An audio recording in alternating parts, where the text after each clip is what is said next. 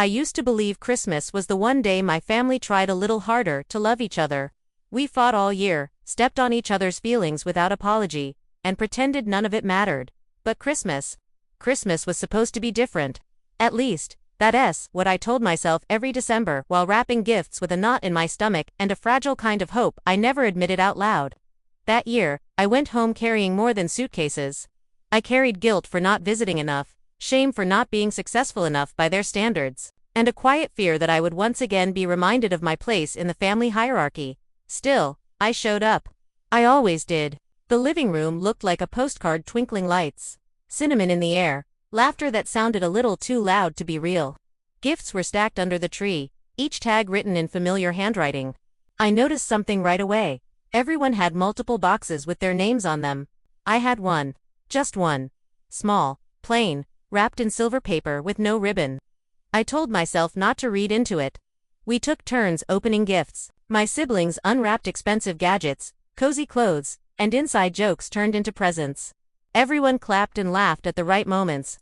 When it was my turn, the room went quiet in that uncomfortable way people don't realize they're creating. "Go on," my mom said, smiling tightly. I opened the box. Inside was a single envelope. No gift card, no note written with care. Just a folded piece of paper. I unfolded it slowly, my hands already shaking, and read the words that would replay in my head for months afterward. It was a list of everything I had cost the family over the years. Money spent on me. Time wasted worrying about me. Opportunities they claimed they gave up because of me. At the bottom, one sentence stood alone, written darker than the rest. "This is our gift to you, honesty." Someone laughed nervously. Someone else avoided my eyes. My dad cleared his throat and said, "We thought it was time you understood." I smiled. I even said thank you. That's what I had been trained to do, make things easier for everyone else, even when I was breaking inside. But something shifted in that moment. Not loudly, not dramatically, just a quiet crack in the story I had been telling myself my whole life, that if I tried harder, loved better, stayed smaller, I'd finally earn my place. As I folded the paper back into the envelope, I realized this gift hadn't just hurt me. It had told me the truth I'd been avoiding for years. And once you see the truth, you can't unsee it. That night, lying awake in my childhood bedroom, I made a decision I never thought I'd be brave enough to make, and the consequences would change my family forever. That night, the house settled into an uneasy quiet. The laughter from earlier faded, replaced by the hum of the heater and the occasional creak of the floorboards, sounds I remembered from childhood, sounds that once made me feel safe. Now, they felt heavy, like the house itself was watching me reconsider everything I thought I knew. I lay in my old bedroom staring at the ceiling, the envelope resting on my chest like a brick. I didn't cry right away. I felt numb, suspended between anger and embarrassment, as if my emotions were waiting for permission to exist. I replayed the moment again and again, my mother's tight smile, my father's practiced seriousness, my siblings' silence. No one had stopped it. No one had said, "This is cruel." That realization hurt almost as much as the list itself. At some point, I sat up and read it again. Slowly, carefully. This time, I noticed the patterns. Every expense they listed came from moments when I needed help. Medical bills from when I was sick. Tuition support they'd insisted I accept. Rides they offered, then resented. They had rewritten generosity as a burden and handed it to me like a moral debt. By morning, I had made up my mind not to confront anyone. Not yet. I wanted to see how they'd act, now that their truth had been delivered. At breakfast, everything was normal. Too normal. My mom asked if I wanted eggs. My dad commented on the weather. My sister complained about traffic. No one mentioned the envelope. No one asked how I felt. It was as if the gift had already served its purpose and been erased from memory. When I realized something chilling, they didn't see what they'd done as dramatic or even emotional. To them, it was practical, necessary, a correction. Later that afternoon, I overheard my mom on the phone in the kitchen. She didn't know I was nearby. "We finally told them," she said quietly. "It was overdue. Maybe now they'll grow up." I stood frozen in the hallway, every word sinking deeper than the last. There it was. Not concerned, not regret, relief, for the first time. I asked myself a question I'd never allowed before. What if I stopped trying to prove my worth to people who benefited from my doubting it? That question followed me through the rest of the day, through the polite conversations, through the forced smiles. By the way, I noticed how often I apologized without reason, how quickly I shrank when someone spoke over me. That evening, I went for a walk alone, the cold air sharp against my face. I realized I wasn't just hurt by the gift, I was exhausted. Exhausted from auditioning for love that always came with conditions, and for the first time, I didn't feel guilty for thinking about leaving. The next morning, I made a small, quiet choice that seemed harmless, but it would trigger a reaction from my family that none of us were prepared for. The next morning didn't start with a dramatic announcement or a slammed door. It started with something much smaller, and far more dangerous to the balance of my family. I said no. My mom was already in control mode by the time I came downstairs. Christmas cleanup was underway, and like always, roles had been assigned without discussion. My siblings moved slowly, half participating, knowing someone else would pick up the slack. That someone was usually me. "Can you take the boxes to the garage?" my mom said, not looking up. "And after that, help your aunt set up for dinner tonight." Normally, I would have nodded. I would have rearranged my plans, swallowed the resentment, and told myself it was easier this way. But the envelope from the night before felt like it was still burning in my pocket. "I'm not going to do that today," I said calmly. She finally looked up. "What?" "I already have plans," I replied. That part was technically true. My only plan was to protect what little peace I had left. Her expression changed instantly. Confusion, first, then irritation. "Since when?" "Since now." The room went quiet. My dad folded his newspaper more slowly than necessary. My sister froze mid-scroll on her phone. It was incredible how one small boundary could feel like a personal attack. "Well," my mom said sharply, "I guess we know how grateful you are." There it was. The familiar hook of guilt, baited and ready. I felt it tug at me, but this time, I didn't bite. "I'm thankful," I said. "I'm just not available." I expected yelling, accusations, a lecture about family loyalty. Instead, my mom laughed. Not a warm laugh, an amused, dismissive one. "Ever since that little note," she said, "you've been acting different." Little note. That's when I understood. They hadn't given me honesty. They had given me a warning. A reminder of what they believed I owed them. And now that I wasn't playing along, they were unsettled. The rest of the day felt off.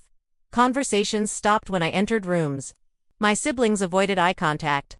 I could feel the unspoken question hanging in the air. "Who do you think you are now?" That evening, my dad pulled me aside. "Your mother's hurt," he said quietly. "She feels like you're pulling away." I almost laughed. Pulling away. As if I hadn't been slowly disappearing for years just to keep them comfortable. "I'm not pulling away," I said. "I'm just not bending anymore." He sighed, like I was being difficult instead of honest. "Families make sacrifices." I nodded. "I know, I've been making them my whole life." That night, I packed my bag earlier than planned. Not to leave forever, at least, that's what I told myself. But deep down, something had already shifted. The more space I took, the more resistance I felt. And resistance, I was learning, was proof that the boundary mattered. I thought setting boundaries would bring distance, but the message my family sent me the next day made it clear they were preparing something much worse. The message came the next morning, just as I was zipping my bag. It wasn't dramatic. No long paragraph. No explosion of emotions. Just a short line in the family group chat. "We need to talk about your attitude." I stared at the screen longer than I should have. Funny how a few words could carry so much threat. Not concerned. Not curiosity. Correction, I didn't reply. Downstairs, the atmosphere had shifted from passive-aggressive to strategic. My mom moved around the kitchen with sharp efficiency, slamming cabinets just loud enough to be noticed. My siblings suddenly became very busy, very invested in their phones, very determined not to get involved. At breakfast, my mom finally spoke. "Since you've decided to distance yourself," she said, "we should probably be clear about expectations going forward." Expectations. The word landed heavily. She went on, outlining them like terms of a contract. If I wanted to stay connected, I needed to be more appreciative, more present, less sensitive. I needed to remember everything they'd done for me. The envelope wasn't mentioned directly, but it hovered between us like smoke. "I'm not distancing myself," I said evenly. "I'm just not accepting being spoken to like I'm a burden." My mom's eyes narrowed. "That's not what we said." "But that's what you meant." The silence that followed was sharp and final. My dad finally spoke, his voice low. "You're overreacting. You always do." There it was again, the rewriting of reality. The denial. The subtle suggestion that the problem wasn't what happened, but how I felt about it. Something inside me went still. I realized then that this conversation wasn't about understanding, it was about control. The more I resisted, the more they tightened their grip, not with anger, but with obligation. By afternoon, the consequences began to surface. My mom casually mentioned that she might reconsider helping me with an upcoming expense she'd previously offered to cover. My sister joked half serious that I shouldn't expect invitations if I was going to be difficult. Each comment was small on its own. Together, they formed a pattern I knew too well. Compliance was rewarded. Independence was punished. I finished packing quietly. No announcement. No goodbye speech. When I picked up my coat, my mom looked surprised. "Already leaving?" she asked. "Yes," she sighed, shaking her head. "I don't know what changed you." I paused at the door. For once, I didn't explain myself. I didn't soften the truth.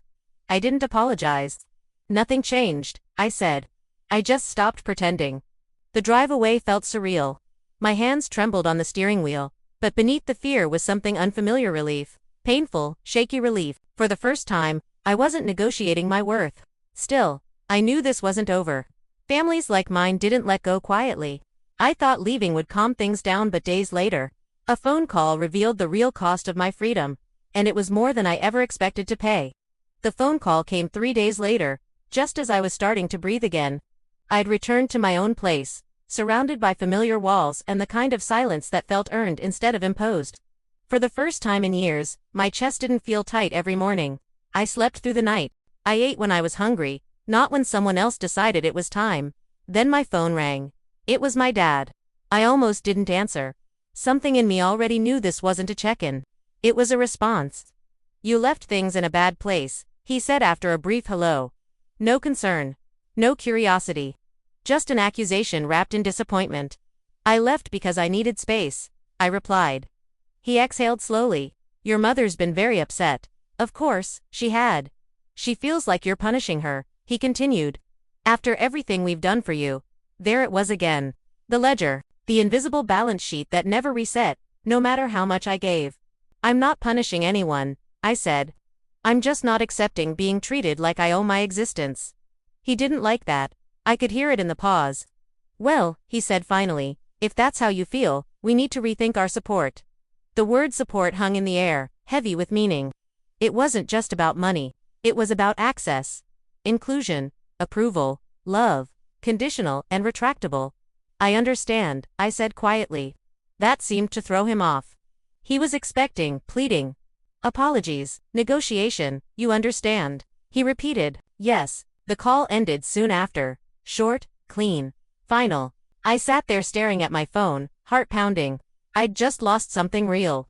Financial help, yes, but also the illusion that love and control were separate things in my family. The next few days were hard. I adjusted my budget, canceled plans, faced the anxiety of standing fully on my own. There were moments I almost reached out, almost said I was sorry just to make things easier. But then I remembered the envelope. The list. The way they'd smiled while handing it to me. They hadn't wanted me free. They'd wanted me manageable. As the fog lifted, something else became clear. Without their constant judgment, I felt lighter. I made choices without anticipating criticism. I spoke without rehearsing. I stopped measuring my worth by how useful I was. For the first time, I could hear my own voice, and it was telling me something important. This loss, painful as it was, wasn't a punishment. It was the final step of a pattern breaking. Still, one part remained the hardest part of all. I thought losing their support would be the worst of it, but the final message they sent proved that the gift they gave me had ended at Christmas. It was only just completing its purpose. The final message arrived a week later. It wasn't angry. It wasn't cruel. And somehow, that made it hurt more. "We'll give you space," my mom wrote. "When you're ready to be respectful again, you know where we are." I read it several times, letting the meaning sink in. Respect, in her language, meant obedience. Agreement, silence. It meant returning to the version of me that made everyone else comfortable. I didn't reply. At first, the quiet that followed felt terrifying. No updates, no group chats. No passive-aggressive comments disguised as jokes, just absence. And grief. Because even when a relationship is unhealthy, losing it still hurts. You Dan T, just mourn the people you, mourn the hope that they might one day become who you needed them to be. There were nights I cried for the family I wished I had, the one that celebrated me instead of tallying me, the one who gave gifts without strings attached. But something else grew in that silence. I stopped bracing myself for disappointment. I stopped explaining my choices to people who never listened. I stopped shrinking. Slowly, I rebuilt my life around peace instead of permission. I learned how to say no without apology. How to rest without guilt. How to trust my instincts instead of dismissing them. And one day, without warning, I realized something incredible.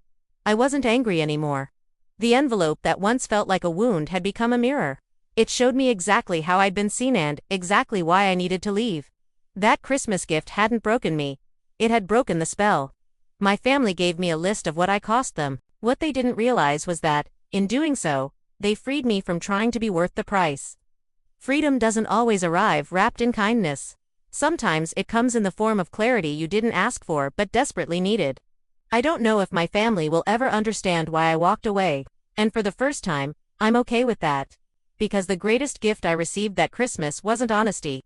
It was the courage to choose myself. If you've ever been made to feel like love was something you had to earn, remember, this sometimes, the moment that breaks your heart is the same moment that sets you free.